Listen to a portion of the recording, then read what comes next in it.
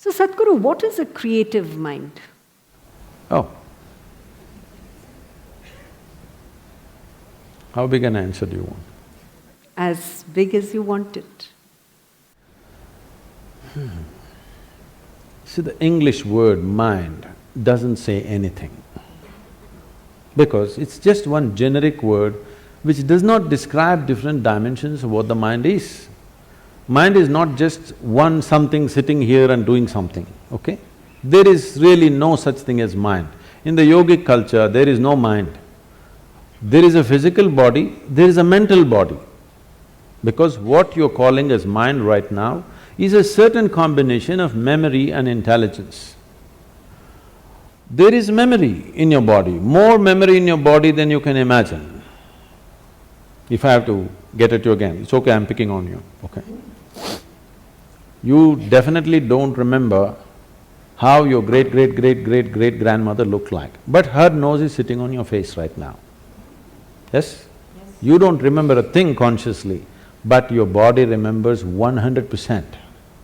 How 10 generations ago your grandmother was, your body still remembers. 1,000,000 years ago how your forefathers were, your body remembers, isn't it? It's not forgotten and it's not going to forget. Your mind is not capable of this kind of memory. Your body has 1,000,000,000,000 times more memory than your so-called brain. This whole shift towards the brain and intellectual process is a European malice. They gave too much significance to thought. This has happened because they lived under a subjugated society, religiously subjugated society, where you're not supposed to think anything except what's written in some book, otherwise you're dead. They lived like this for a long time. Because of this, when they got little freedom to think and manage to live, they started celebrating their thought too much. Let's understand the context of thought. You can only think from the data that you already have gathered. That means you can never think anything new. You can recycle it, you can rehash it, you can produce permutations and combinations of it, but you cannot think something absolutely new. It is not in the nature of the thought to come up with something new, it can only recycle the past. That means, if you dedicate yourself to your thought process, if you enshrine your thought process, you're ensuring nothing new ever happens in your life. So thought need not be celebrated like this. That's why in this culture, thought has never been given so much significance. What you think is your psychological drama.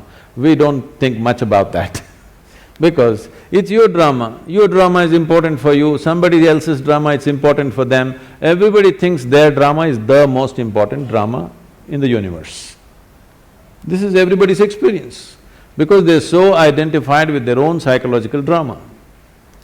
This psychological drama should not determine the nature of your life, because this is just a small happening compared to the life process. Life is a much deeper intelligence than intellect.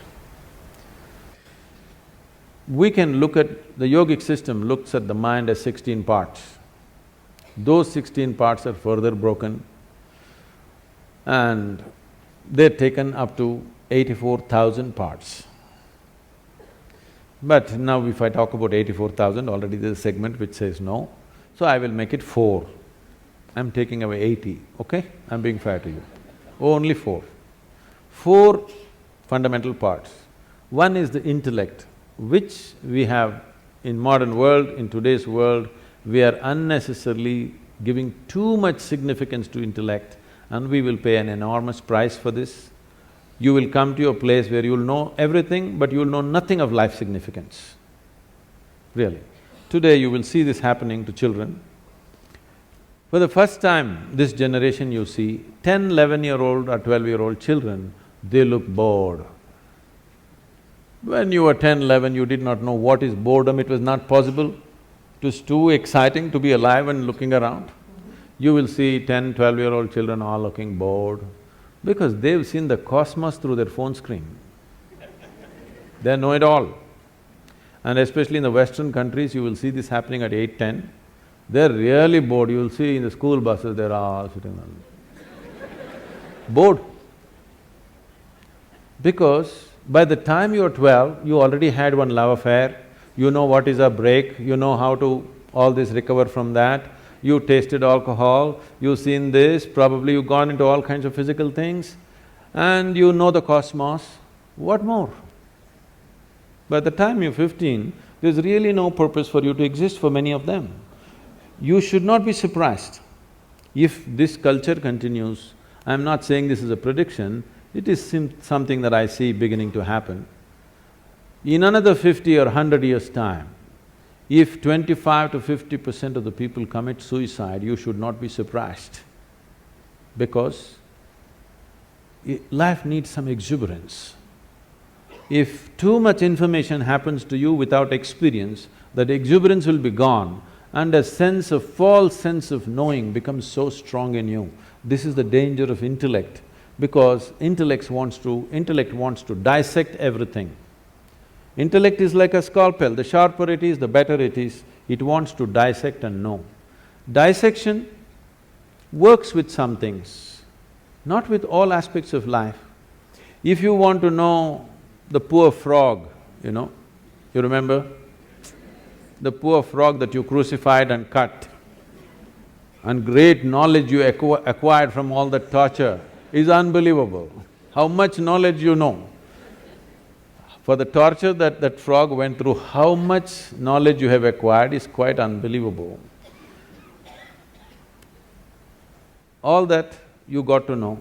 Now you got interest, suddenly you got interested, the mother that you had ignored, you want to know your mother today. Please get yourself a sharp knife, start the dissection. You may know everything about her liver, kidney, heart, but you won't have a mother left, that's all. So life cannot be known by breaking it up. You can know physical things by breaking it up. You cannot know life by breaking it into pieces. But this is the nature of the intellect. The whole modern science has evolved from human intellect. Because it's produced technological benefits, you can't argue against it, because people, Yeah. they think they're scientists, they know nothing about science. They're just enjoying their iPhone. They think they're scientists because they can do this. No, technology is fine, it's brought much comfort and convenience, but it will not bring life to us. So intellect is like this. Intellect will be useful only depending upon what it is identified with and what is held, what holds this, how steadily. So the next dimension of the mind, the first one is called as buddhi, which is the intellect, the second one is called as ahankara. Ahankara does not mean ego, this, that, it means the identity. Whatever you identified with, your intellect functions only around that. Simple, if you just identify with a nation, if you say, I'm an Indian, everything Indian looks beautiful. If you cross the border and you say you're something else, all that looks beautiful. So whatever you identified with, it's only with that the intellect functions. So ahankara is the identity. How consciously and how steadily your ahankara has been created will determine the effectiveness of your intellect. Just because it's sharp, it does not mean it'll be effective, because sharp intellect or a sharp knife can cause any amount of damage to you. If you have a sharp knife and you don't have a steady hand, you will cut yourself all over the place. That's all that's happening. Human suffering is just this. You don't know how to hold this intellect in your hand properly. Every day you're cutting yourself. All suffering is on self-help because your own mind causing this to you all the time. No matter what happens, people suffer, whichever way they suffer, because they don't know how to hold this intellect. If you had the mind of an earthworm, you would be quite peaceful. Yes? You're trying to do it in so many ways to reduce the sharpness of the intellect by drink, by drug, by overeating, by doing all kinds of things somehow to take away the sharpness because the damn thing hurts. It hurts not because that's its nature, it hurts because you do not know how to hold it. The next dimension of the mind is called as manas, which is a huge volume of memory. It is not here or there, entire body carries memory. So, manomaya kosha, this is called, a huge sack of memory. These memories in various stacks, we'll not go into all these details considering some people have said a clear no. They don't want to have a mind, I'm sorry, they don't want to know anything about the mind. So the fourth dimension of the mind is called as chitta. Chitta means it's pure intelligence. It is unsullied by memory. It has no trace of any kind of memory, it's just pure intelligence. If you touch this, then you have access to what you're referring to as the source of creation, because all kinds of things might have been fed to you. God is this, God is love, God is compassion, God is kind, whatever. Somebody come, stand on the edge of this stage, say all the prayer you want to say and fall. Let me see whether compassion happens to you or a cracked bone happens to you. I would like to check, all right? All these things have been made up because whatever somebody is deprived of, they will attribute that quality to their idea of God. Your ideas of God have come only because you do not know how this whole creation happened. Because you don't have an answer, you made it up. Because you're a human being, you said a big human being is sitting up there. Oh, how can you do all this? If somebody asks, he has 10 hands, so he does lot of things, not like you. Whatever, it's all right for children. But essentially because you do not know how creation happened, you are coming up with explanations. So that which is the source of creation, don't believe what I say, what anybody says. Pay attention to one piece of creation. Just take a flower, pay attention to this, pay an attention to a leaf or an atom or an ant. All you will see is phenomenal intelligence beyond anything you can imagine, yes? But nobody told you God is intelligence.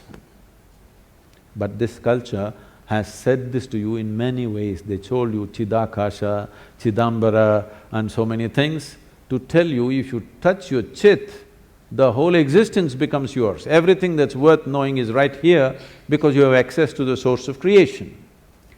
So these are the four dimensions of your mind. Unfortunately, the modern education thinks by just feeding information and keeping the intellect reasonably sharp, everything is going to happen. No. You will rip this planet apart looking for well-being. You may lose the planet, or you may manage to go to another planet and start your work again there. But well-being will not happen. If well-being has to happen, you have to dig a little deeper into this one, otherwise, no.